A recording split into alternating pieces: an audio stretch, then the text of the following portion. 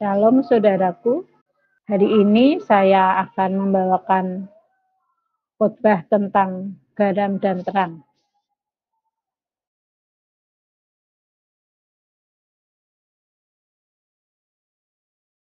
Istilah garam dan terang sangat familiar di kalangan orang Kristen ya. Saya mau sampaikan tentang perbedaan arti garam dan arti terang yang disampaikan Tuhan Yesus kepada kita. Karena kita seringkali menganggap bahwa menjadi garam dan menjadi terang adalah sebuah kesamaan. Saya ingin memberikan sedikit pengajaran tentang perbedaan garam dan terang. Ada dua simbol yang digunakan Tuhan Yesus di Matius 5 ayat 13 sampai 14. Garam artinya adalah pelayanan kasih, terang adalah penginjilan. Saya mau bacakan ayatnya. Kamu adalah garam dunia. Jika garam itu menjadi tawar, dengan apakah ia diasinkan? Tidak ada lagi gunanya selain dibuang dan diinjak orang. Kamu adalah terang dunia. Kota yang terletak di atas gunung tidak mungkin tersembunyi. Matius 5 ayat 13 sampai 14. Saya mau mulai poin yang pertama tentang garam. Garam adalah pelayanan kasih. Saya mau ulangi ayat di Matius 5 ayat 13. Tentang garam ini ya, kamu adalah garam dunia. Jika garam itu menjadi tawar, dengan apakah ia diasinkan? Tidak ada lagi gunanya selain dibuang dan diinjak orang. Banyak orang menafsirkan fungsi garam untuk mencegah kebusukan. Tetapi saya menafsirkan fungsi garam untuk memberi rasa. Makanan tidak enak dan hambar tanpa garam, bukan? Jadi garam adalah memberi rasa gunanya. Mengapa di Alkitab korban sajian atau korban tepung? Ya, ini di Perjanjian Lama tentang korban-korban. Di sana disebutkan ada korban sajian. Korban sajian adalah korban tepung yang diberikan Allah di bait suci. Mengapa korban sajian bagi Allah harus dibubuhi garam? Agar korban sajian itu memiliki rasa. Ya, Allah yang adalah roh saja tahu bahwa makanan tanpa garam rasanya hambar. Perintah untuk membubuhi garam ini juga tertulis pada hukum Torah di perintah yang ke-478, yaitu setiap korban harus dibubuhi garam. Imamat 2 ayat 13. Saya mau bacakan ayatnya ya. Dan tiap-tiap persembahanmu yang berupa korban sajian, haruslah kau bubuhi garam. Janganlah kau lalaikan garam perjanjian Allahmu dari korban sajianmu. Beserta segala persembahanmu haruslah kau persembahkan garam. Imamat 2 ayat 13. Saudaraku, saya beri ilustrasi ini. Anda seorang kaya tetapi kikir dan tinggal di tengah pemukiman orang miskin. Apakah kehadiran Anda ada gunanya? Apakah kehadiran Anda memberi rasa bagi mereka karena kekikiran Anda? Tidak, bukan. Percayalah, Anda akan dibuang dari pergaulan dan status Anda sebagai orang kaya. Status Anda sebagai orang kaya akan diinjak-injak orang karena tidak berguna. Mengapa demikian? Karena Anda tidak memberi manfaat, pasti disingkirkan. Sebab jika Anda memberi manfaat, dimanapun Anda berada, pasti keberadaan Anda sangat diingini oleh orang-orang di sekitar Anda. Saya mau bacakan Matius 5 ayat 13, versi terjemahan Alkitab Firman Allah yang hidup. Kalian adalah garam dunia. Jika kalian menjadi tawar, apa jadinya dengan dunia ini? Kalian sendiri akan dibuang dan diinjak orang karena tidak berguna. Ya, di sini diterangkan secara lebih jelas bahwa kalau kita tidak berguna, kita akan dibuang dan diinjak orang. Saudaraku yang terkasih dalam Kristus, ingatlah garam dan terang itu terhubung langsung dengan dua hukum kasih yang diajarkan oleh Tuhan Yesus kepada bangsa Yahudi di masa lalu, yaitu pertama mengasihi Allah, kedua mengasihi sesama manusia. Hanya menjadi terang dunia saja tidak membuat Anda selamat. Begitu juga hanya menjadi garam dunia saja juga tidak membuat Anda selamat. Anda harus menjadi garam dan terang dunia. Ya, semoga Anda semua memahaminya.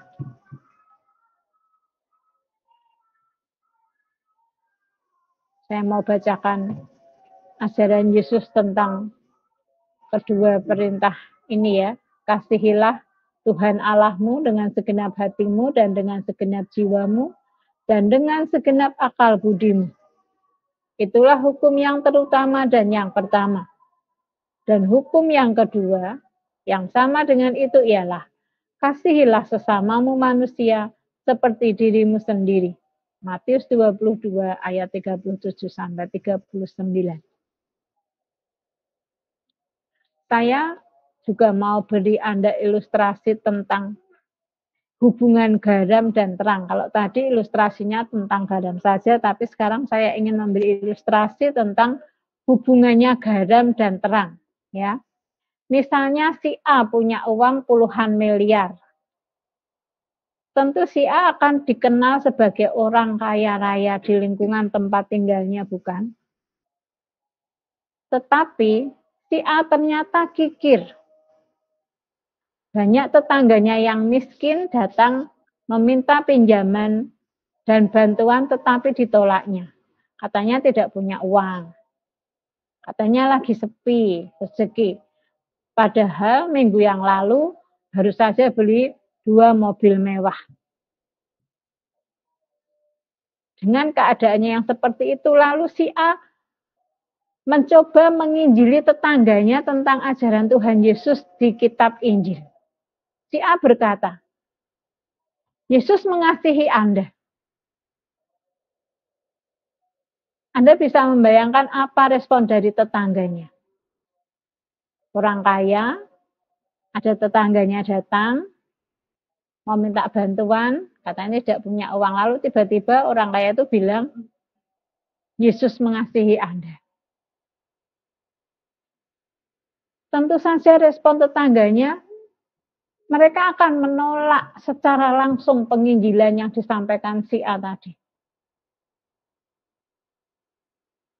Meskipun dia menginjili sampai berjam-jam, sampai bibirnya doer,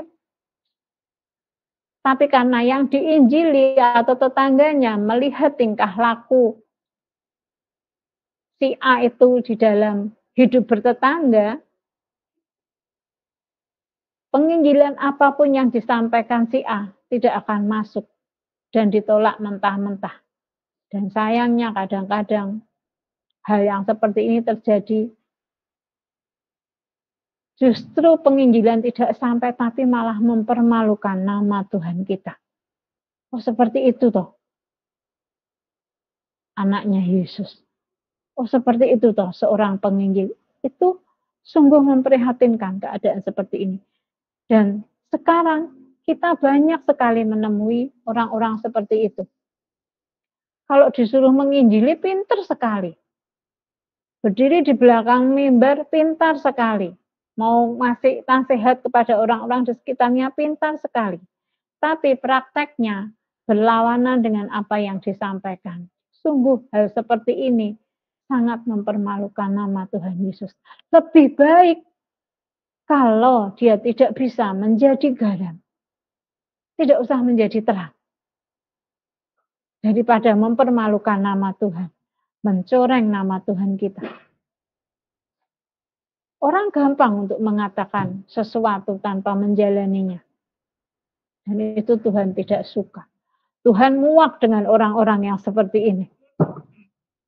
Ingat, Tuhan muak dengan orang-orang yang seperti ini. Yang pandai menginjili, tapi buahnya tidak sesuai dengan apa yang disampaikan dalam penginjilan tersebut.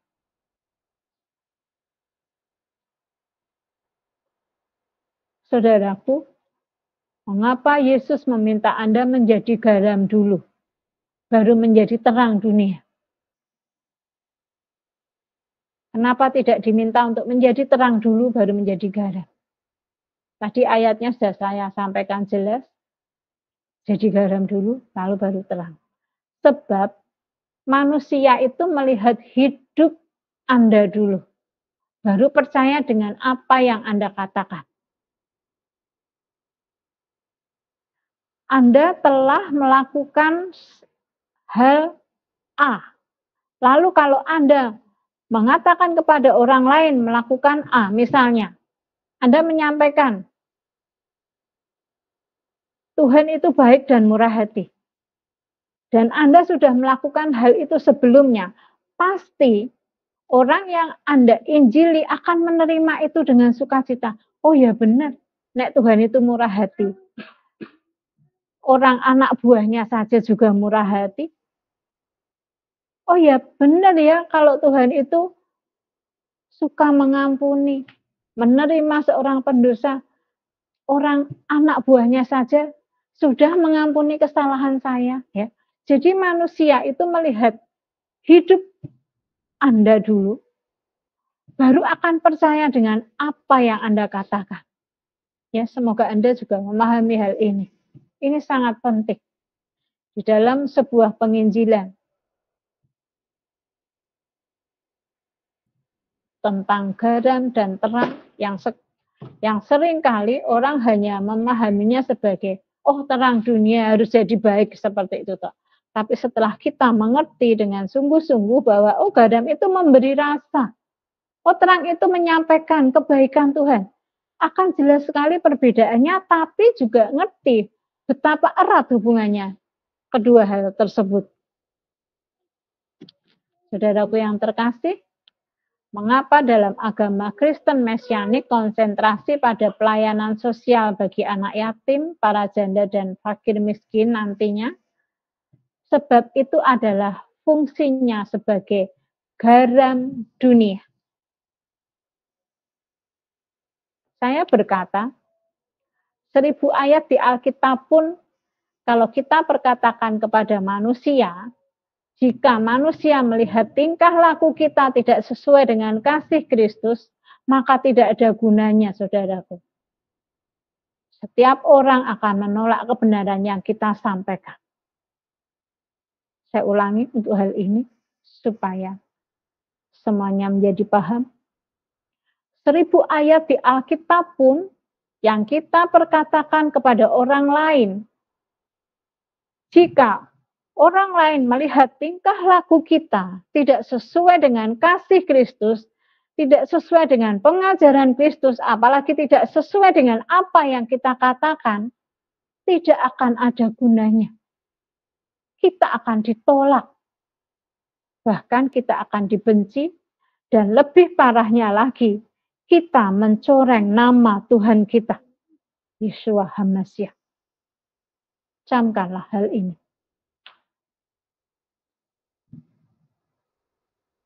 Oleh karena itu, agama Kristen Mesianik harus menjadi garam dunia dulu.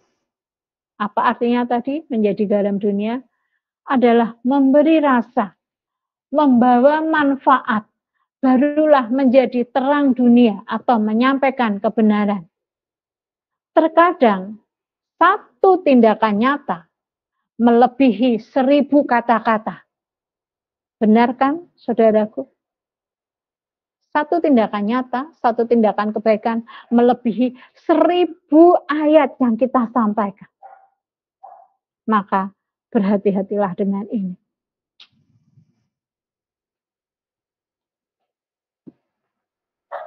Saya juga mau ingatkan kepada setiap kita, untuk menjadi garam dunia tidak harus menunggu kaya dulu. Ya. Untuk jadi garam kita tidak harus nunggu menjadi kaya raya. Nah kalau kita sampai mati tidak menjadi kaya, lalu kita tidak menjadi garam. Kan kita jadi tidak menjadi pelaku firman. Kita bisa menjadi garam bahkan dalam kekurangan kita.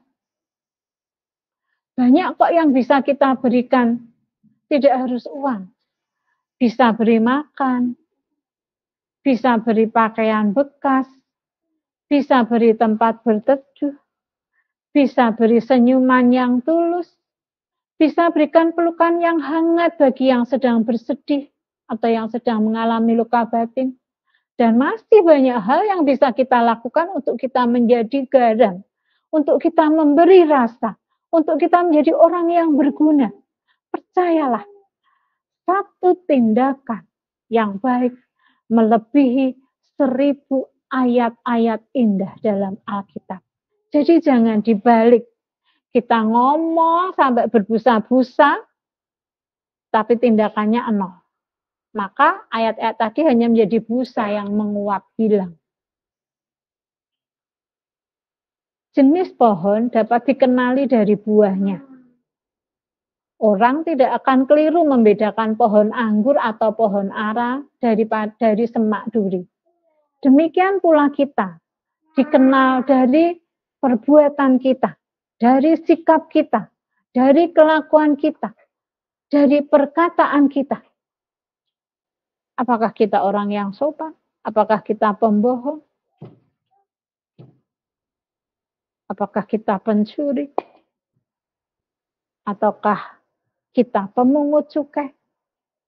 Ataukah kita orang yang sangat murah hati? Ataukah kita orang yang sangat sabar?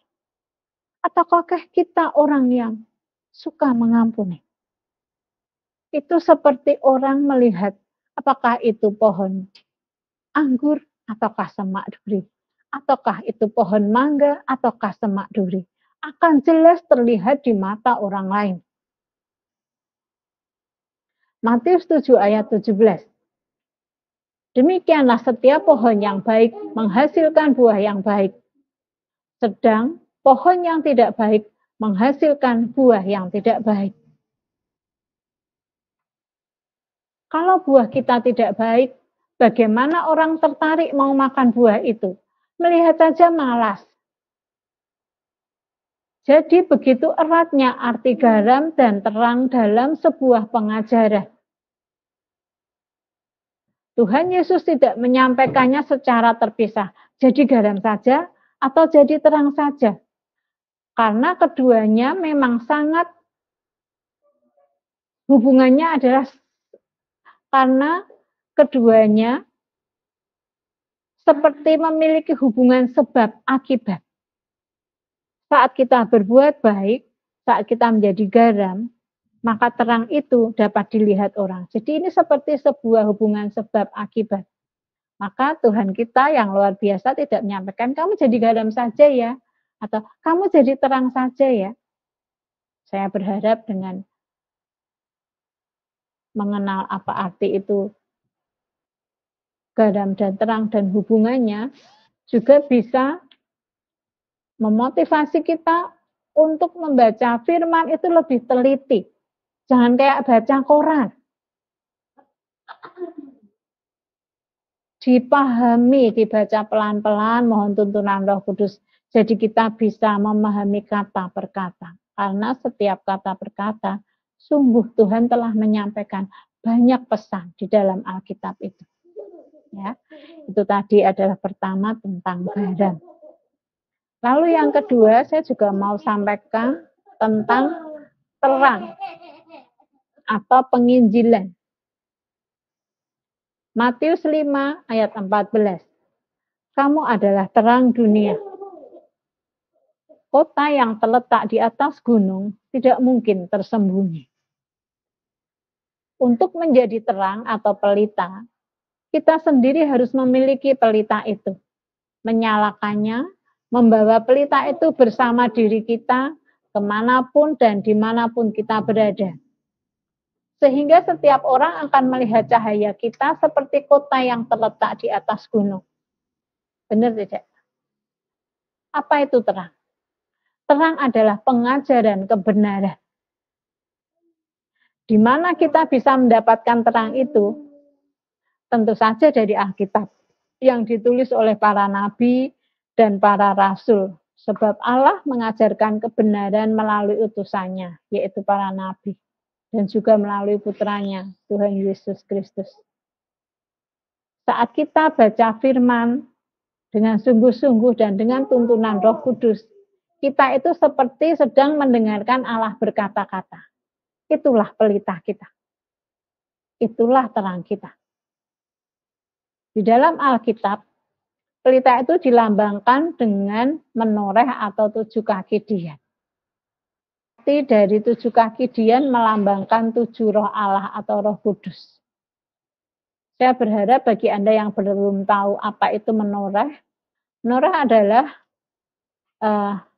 kaki dian atau lilin tapi 7. Lilinnya ada 7, penyangganya 1. Itu menoreh. Itu adalah lambang dari agama Kristen Mesianik ya.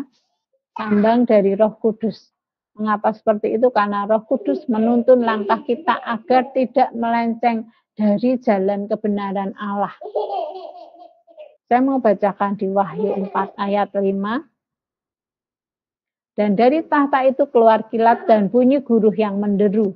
Dan 7 obor menyala-nyala di hadapan tahta itu, itulah ke-7 roh Allah. Ya, jadi menoreh atau 7 kaki dian itu adalah terang, itu adalah Roh Kudus. Saya juga mau sampaikan di Yohanes 16 ayat 8. Untuk apa Roh Kudus diberikan kepada kita manusia?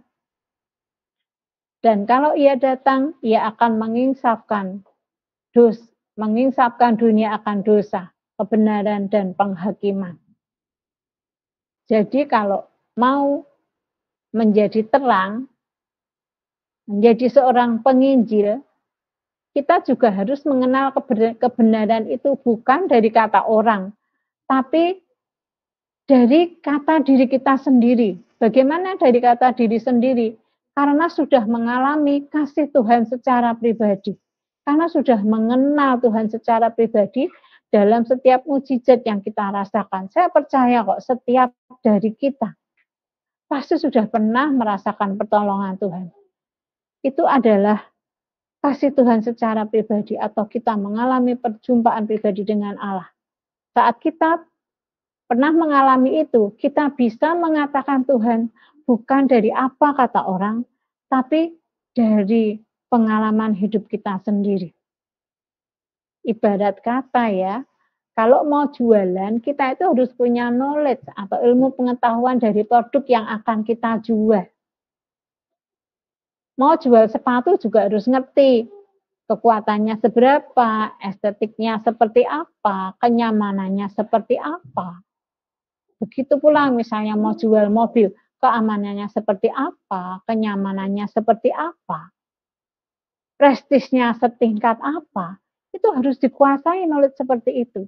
Supaya kita tuh saat menawarkan itu mantep. Kita akan menjadi seorang sales yang handal kalau kita mantep mengetahui dengan pasti produk yang akan kita jual. Jadi kita tidak berjualan atau tidak mengajarkan hoax, ya. Alkitabnya membicarakan A. Lalu karena kita tidak menguasainya, kita menjualnya menjadi B. Itu namanya kita mengajarkan hoax. Semoga Anda memahami ini. Saya mau tutup khotbah ini dengan 2 kesaksian saya tentang garam dan terang. Mungkin kira-kira tahun 2016. Saya belum kenal dengan agama Kristen Mesianik. Saya masih dengan agama saya yang lama dan saya termasuk orang yang taat. Waktu itu saya sendiri juga sedang berbeban berat, ekonominya hancur, keluarga hancur, saya sangat berbeban berat. Anak saya masih juga semuanya mengalami luka batin. Anak saya yang kedua itu bawa temannya ke rumah. Anak itu baru SMP. Tapi anak saya sudah SMA, tapi dia punya teman SMP. Dan anak SMP itu ternyata mama papanya itu sedang bercerai. Dan dia tuh seperti tidak dipedulikan begitu. Saat saya dikasih cerita itu dengan anak saya, tanya, "Ma boleh tidur di rumah?" Enggak boleh, tidur aja. Boleh makan di sini? Ya boleh, tapi seadanya wong ya kita baru kekurangan, jadi makannya ya yang ada bareng kita, sembarang. Boleh aja tidur sama kamu. Saya bilang gitu sama anak saya kedua. Dia di rumah saya tuh kira-kira 3 bulan. Ya biasa saja, saya melakukan kegiatan seperti biasa. Waktu itu saya sedang berjualan kue karena saya off dari pekerjaan saya. Jadi perawat saya tuh jualan kue, jadi banyak makanan di rumah. Kami makan seadanya. Dan setelah 3 bulan itu dia bilang begini, anak itu ternyata Muslim. Dia bilang seperti ini, "Tante, saya mau ikut ke gereja. Saya pengen dibaptis." Loh, kamu agamanya apa kok minta dibaptis? Islam. Loh, nanti kamu dimarahi orang tuamu. Kan masih SMP, ya toh SMP itu kan masih otoritas orang tua sekali. Enggak, saya kepengen ikut di gerejanya tante. Terus saya tanya, ya kenapa kok ingin ikut di gerejanya tante? Soalnya tante baik. Saya tidak mewartakan apa-apa kepada dia. Karena dia anak muslim, bahkan saya nggak ngerti agamanya dia, kan dia mainan sendiri sama anak saya. Saya sibuk jualan, bikin kue, dan dia itu masih SMP ya, pasti saya tidak menginjili dia lah. Tapi dalam keseharian saya, dia melihat, dia dikasih makan, dia bilang, tante baik sekali. Apalagi dia lagi terluka.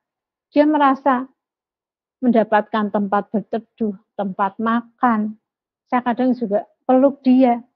Saya kasihan lihat dia setelah diceritanya, karena kebetulan saya juga sedang mengalami hal yang sama. Saya simpati saja. Saya tidak menginjili apapun, tapi dia kepengen ikut masuk gereja. Lalu saya bawa masalah ini ke gereja saya. Saya bilang ada anak SMP mau dibaptis. Dan Anda ingin tahu tidak jawabannya? Petugas. Petugas itu bilang, kalau mau ikut magang baptis harus minta persetujuan orang tua. Mati saya. Mendengar jawaban itu saya lemes. Terus saya tuh, ini piye toh Tuhan? Waktu itu saya tuh sedang menyala-menyalanya cari jiwa. Tuhan suruh saya cari jiwa. Ini saya sudah dapat jiwa loh. Saya tidak nyari dapat sendiri. Kok malah tak bawa ke gereja ditolak, ini gimana Tuhan?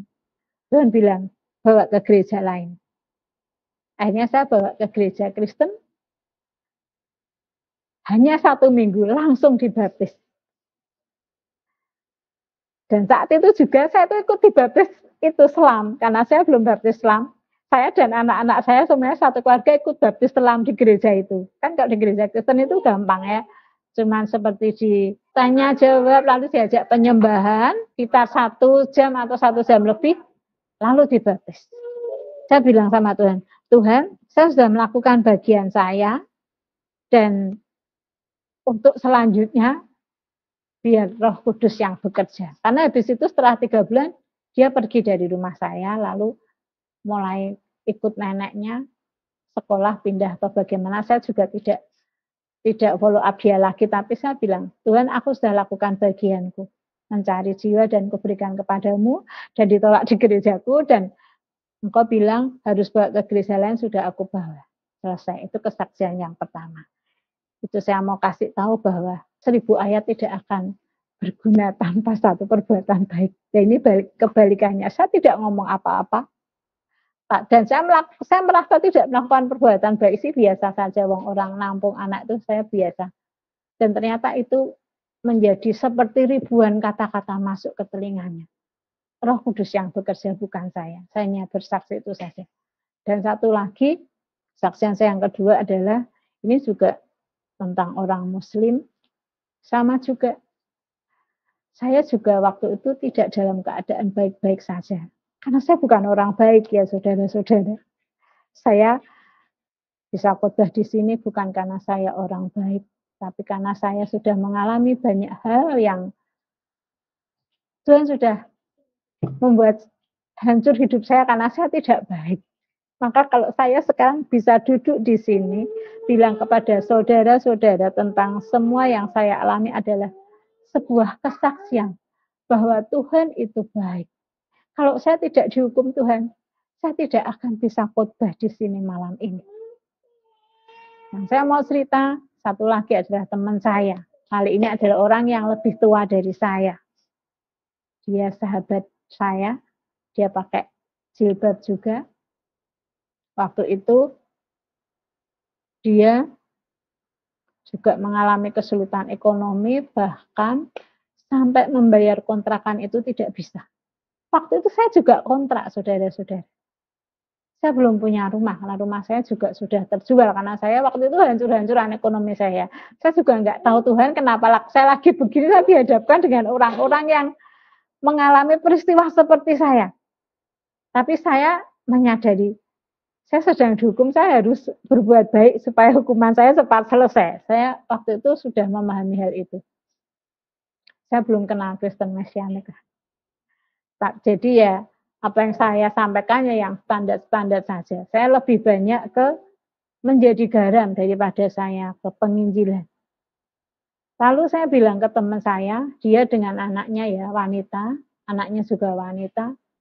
Udah Mbak, kamu tidur di rumahku di sini sampai kamu punya uang untuk bayar kontrakan. Itu juga lebih kurang 2 atau 3 bulan. Saya hanya bilang, makan seadanya, bareng. Apa yang ada dimakan. Ya kebetulan, tapi Tuhan itu baik ya. Kami tidak pernah sampai tidak bisa makan. Tuhan selalu cukupkan. Jadi untuk firman, burung pipit saja dipelihara, apalagi kita manusia, itu sungguh nyata. Dalam kekurangan saya masih bisa memberikan tempat berteduh. Saya kontrak loh. Saya masih bisa memberikan tempat berteduh, bahkan kamar saya berikan, karena dia dengan 2 anaknya, saya masih ada 1 kamar lagi, saya hanya tidur di depan TV waktu itu. Waktu itu saya masih ada suami saya. Saya tidur di depan TV, suami saya sering keluar-keluar, tidak jelas. Sampai hampir 3 bulan, akhirnya dia sudah dapat uang, akhirnya dia cari kontrakan rumah. Tahu tidak saudaraku, dia memang tidak menjadi Kristen. Tapi apa yang dia sampaikan, setiap kali dia bercerita kepada orang-orang, nama saya itu selalu disebut-sebut. Dia bilangnya apa? Dia kan tidak paham itu apa itu Katolik, apa itu Kristen. Dia tidak paham, saking Islamnya. Dia hanya bercerita begini, temanku gitu, agamanya itu Kristen apa Katolik aku rak mudeng. Tapi apian banget. Dia bilang seperti itu. Tapi dia baik sekali. Bahkan di dalam kemiskinan, dia nolong kami. Saya merasa senang karena apa? Nama Tuhan dibawa. Dia ngomongnya bilang bahwa saya tidak tahu agamanya Kristen atau Katolik. Ya, Kristen atau Katolik kan pasti anaknya Tuhan Yesus. Dan dia sangat baik. Adalah aku orang Muslim, tapi dia nolongi saya. Dan itu diceritakan kepada teman-teman saya yang lain. Saya tuh sampai tidak enak sendiri. Saya malu, saya merasa tidak kasih apa-apa, tapi dia begitu bersemangat menceritakan itu. Saya bilang, itu bukan saya. Terus dia tanya, kamu kenapa toh kok baik? Saya hanya bilang satu, Tuhanku nyuruh saya baik. Itu yang diajari Tuhanku suruh seperti itu, Mbak. Jelas saya di sini tidak menjadi terang. Saya tidak sedang menginjili mereka, tapi saya jadi garam. Tapi karena hubungannya erat antara garam dan terang, saat saya menjadi garam, terang itu datang sendiri bersinar dalam diri saya, dan mereka melihat Tuhan Yesus dalam diri saya. Puji untuk Tuhan kita, kemuliaan bagi Tuhan kita atas setiap kebaikan yang kita lakukan di dalam dunia ini. Ya dan amin. Terima kasih saudaraku, semoga kesaksian saya bisa memberikan motivasi kepada setiap Anda untuk menjadi garam dan terang, menyalakan api Anda, dan menjadi orang yang lebih murah hati. Sekali lagi, saya bukan orang baik, tapi saya hanya sekedar menyampaikan apa yang telah saya alami. Terima kasih, Tuhan memberkati.